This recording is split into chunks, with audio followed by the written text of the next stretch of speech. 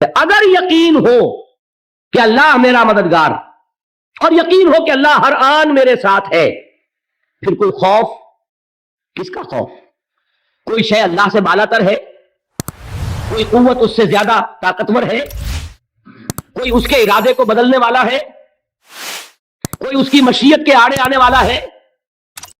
یہی بات ہے جو حضور نے فرمائی. یہ ایمان کا حاصل ہے لب لباب، کہ دیکھو اچھی طرح اس بات کو ذہن نشین کر لو. اگر تمام انسان مل کر تمہیں کوئی نقصان پہنچانا چاہے، نہیں پہنچا سکتے مگر جو کچھ اللہ نے لکھ دیا ہو. اور تمام انسان مل کر تمہیں کوئی نفع پہنچانا چاہے، نہیں پہنچا سکتے مگر وہ شے جو اللہ نے طے کر دی. آپ پھر میں کہوں گا ذرا طاری کیجئے، اسے فرض کیجئے، اسے سوچئے. اگر اس حدیث پر ہمارا دل ٹھکا ہوا ہو تو کسی سے ڈر ہوگا؟ یہ مجھے نقصان نہ پہنچا دے، یہ میری رپورٹ خراب نہ کر دے، یہ میری انکریمنٹ نہ رکوا دے، یہ میرا یہ نہ بگاڑ دے، یہ میرے یہ نقصان نہ پہنچا دے. اس کا ڈر، اس کا ڈر، اس کا خوف، اس کی خوشامد، اس کے لیے جا کر طرح طرح سے اپنی عزت نفس کو ذلیل کروانا اس کے سامنے. یہ سب کچھ کیوں کرتا ہے انسان؟ جب سمجھتا ہے کہ اس کے ہاتھ میں میرا کوئی نفع ہے، اس کے ہاتھ میں میرے لیے کوئی ضرر ہے، یہ مجھے کوئی غضب پہنچا سکتا ہے، یہ مجھے کوئی نقصان پہنچا سکتا ہے، یہ میرا کوئی کام بنا سکتا ہے، یہ میری کوئی ضرورت پوری کر سکتا ہے. اسی کا نام شرک ہے. جہاں آپ نے یہ سمجھا کہ غیر اللہ کے اندر کوئی طاقت موجود ہے، وہی شرک ہے.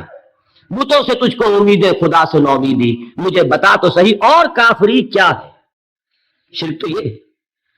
جس پر بھی تمہیں یہ خیال ہے، کلمہ ہے یہ کلمہ سوم، لا حول ولا قوت الا باللہ، ذرا اس پر دل کو کبھی اگر آپ تصور کریں.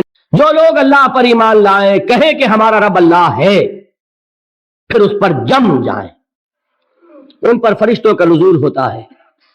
نہ کوئی غم کرو نہ خوف، خوشیاں مناؤ جنت کی جس کا تم سے وعدہ کیا گیا تھا.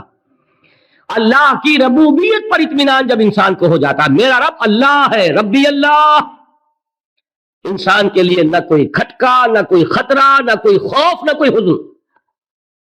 جو کچھ ہو رہا ہے کس کے اذن سے ہو رہا ہے؟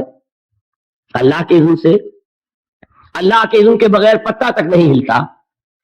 یہ کوئی اندھا بہرا مادہ نہیں ہے جس سے مجھے کوئی خوف ہو. اندھا بھینسا چلا رہا ہو اس سے تو ڈرنے کا ہر انسان کو ڈرنا چاہیے، نہ معلوم کس کو ٹکر مار دے.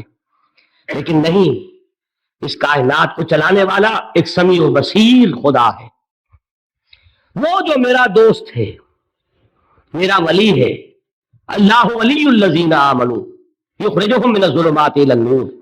اللہ اہل ایمان کا ولی ہے، ساتھی ہے، پشت پناہ ہے، مددگار ہے، حمایتی ہے. بتائیے جسے یقین ہو جائے کہ اللہ میرا مددگار، اللہ میرا محافظ، اللہ میرا پشت پناہ، اللہ میرا حمایتی، اس کے لیے کوئی خوف ہوگا؟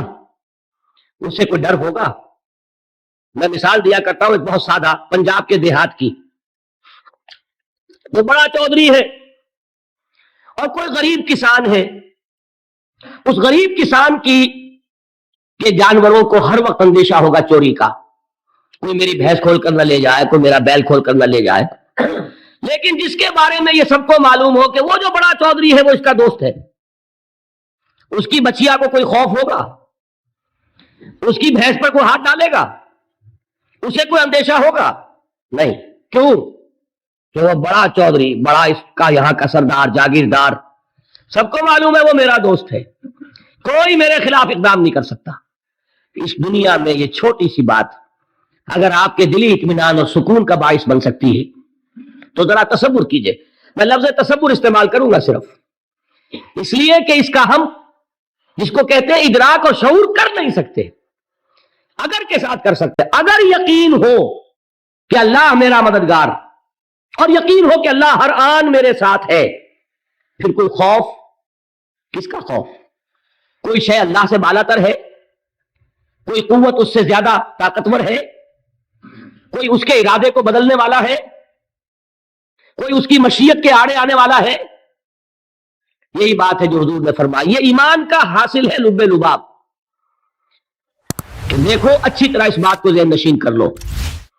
اگر تمام انسان مل کر تمہیں کوئی نقصان پہنچانا چاہے نہیں پہنچا سکتے مگر جو کچھ اللہ نے لکھ دیا ہو، اور تمام انسان مل کر تمہیں کوئی نفع پہنچانا چاہے نہیں پہنچا سکتے مگر وہ شے جو اللہ نے طے کر دی ہو۔ آپ پھر میں کہوں گا ذرا طاری کیجئے، اسے فرض کیجئے، اسے سوچئے، اگر اس حدیث پر ہمارا دل ٹھکا ہوا ہو تو کسی سے ڈر ہوگا یہ مجھے نقصان نہ پہنچا دے، یہ میری رپورٹ خراب نہ کر دے، یہ میری انکریمنٹ نہ رکوا دے، یہ میرا یہ نہ بگاڑ دے، یہ میرا یہ نقصان نہ پہنچا دے، اس کا ڈر، اس کا ڈر، اس کا خوف، اس کی خوشامد، اس کے لیے جا کر طرح طرح سے اپنی عزت نفس کو ذلیل کروانا اس کے سامنے، یہ سب کچھ کیوں کرتا ہے انسان؟ جب سمجھتا ہے کہ اس کے ہاتھ میں میرا کوئی نفع ہے، اس کے ہاتھ میں میرے لیے کوئی ضرر ہے، یہ مجھے کوئی غضب پہنچا سکتا ہے، یہ مجھے کوئی نقصان پہنچا سکتا ہے، یہ میرا کوئی کام بنا سکتا ہے، یہ میری کوئی ضرورت پوری کر سکتا ہے، اسی کا نام شرک ہے۔ جہاں آپ نے یہ سمجھا کہ غیر اللہ کے اندر کوئی طاقت موجود ہے وہی شرک ہے۔ بتوں سے تجھ کو امید ہے، خدا سے نو امیدی، مجھے بتا تو صحیح اور کافری کیا ہے؟ شرک تو یہ ہے جس پر بھی تمہیں یہ خیال ہے کلمہ ہے، یہ کلمہ سوم لا حول ولا قوت الا باللہ، ذرا اس پر دل کو کبھی اگر آپ تصور کریں، پھر فرض کریں، دل ٹھک جائے اس پر، کوئی طاقت نہیں۔ یہی بات تھی جو شیخ عبد القادر جیلانی رحمۃ اللہ علیہ نے اپنی وصیت میں اپنے بچے سے کہی۔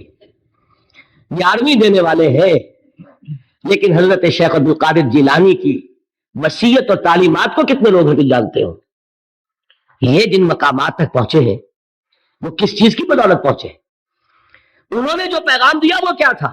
اے میرے بچے، جس طریقے سے قرآن مجید میں حضرت لقمان کی نصیحتیں جو ہے نقل کر دی گئی ہیں، میں یہ عرض کروں گا بالفرض اگر قرآن حضرت عبد القادر جیلانی کے بعد نازل ہوا ہوتا تو شیخ عبد القادر کی یہ نصیحتیں بھی قرآن میں درج ہوتی۔ اتنی اونچی نصیحتیں ہیں۔ اے میرے بچے، اس حقیقت کو ذہن نشین کر لے، لا فاعل فی الحقیقت ولا مؤثر الا اللہ، اس کائنات میں نہ کوئی فاعل حقیقی ہے نہ مؤثر حقیقی ہے سوائے اللہ کے۔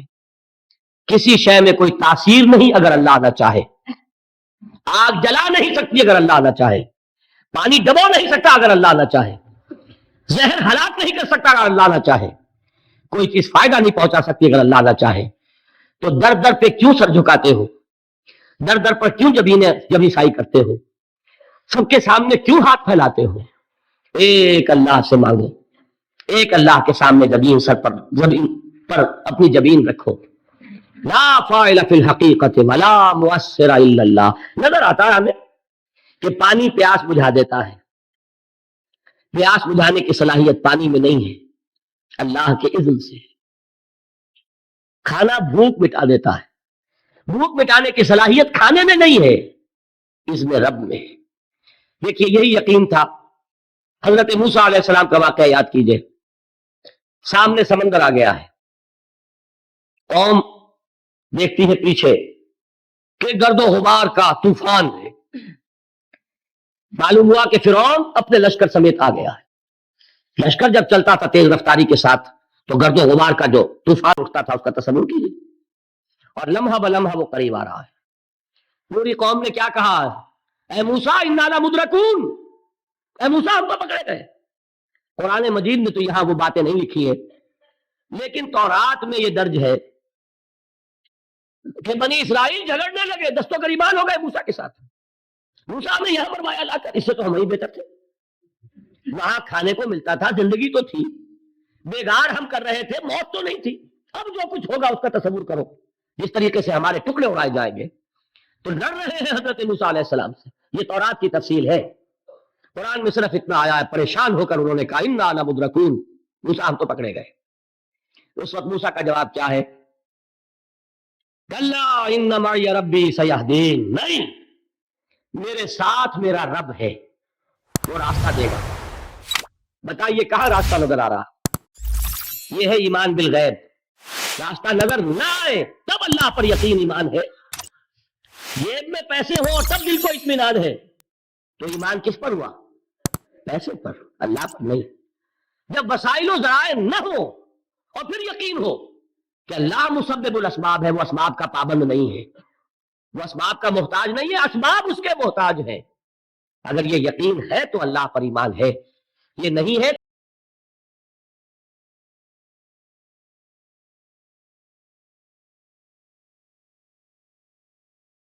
ہمارا ایمان اسباب پر ہے، وسائل پر ہے، ذرائع پر ہے، مادیات پر ہے، اللہ پر نہیں۔ اس وقت کہاں راستہ تھا؟ تو راستہ تھا سمندر ہے اور ادھر سے لشکر آ گیا ہے۔ کلا ان معی ربی سیہدین۔ اب دیکھیے ایمان کہہ دینا آسان ہے، ہوا معکم اینما کنتم، جہاں کہیں بھی تم ہوتے ہو اللہ تمہارے ساتھ ہوتا ہے، لیکن اس کا یقین قائم ہو جائے تو زمین و آسمان کا فرق واقع ہو جائے۔ یہی بات ہوئی حضور کے ساتھ۔ غار ہے، چھپے ہوئے ہیں محمد رسول اللہ اور آپ کے وہ یار غار ابو بکر صدیق رضی اللہ تعالی عنہ۔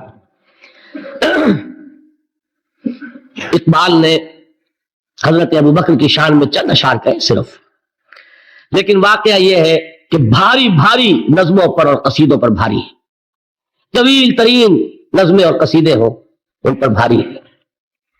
ہمتیں